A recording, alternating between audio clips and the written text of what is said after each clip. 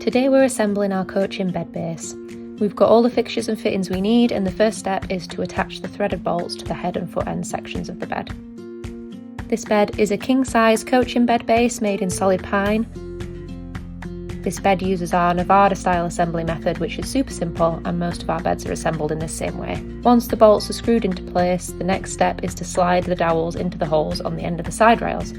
You'll see there are 3 holes. The dowels go in the top and bottom holes. Sometimes they're a bit of a snug fit, so you might have to tap the dowels lightly with a mallet or a shoe to get them all the way into the holes. Next, it's time to attach the foot end of the frame.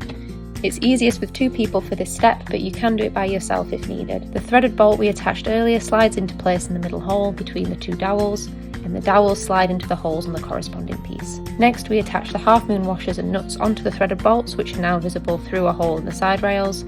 Don't tighten them fully just yet, just attach them enough to hold things in place for now. Then slide the whole section you just made onto the headboard piece, lining up the threaded bolts and dowels as before.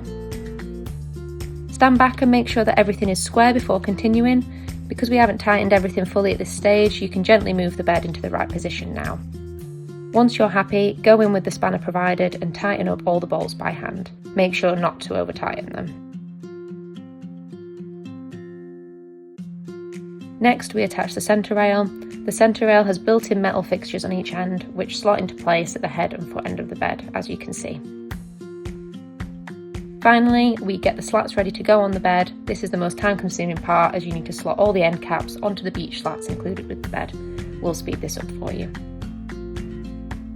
Once all the end caps are on the slats, it's just a case of slotting them into place. There are holes all the way down the centre rail and side rails of the bed for the end caps to slot into.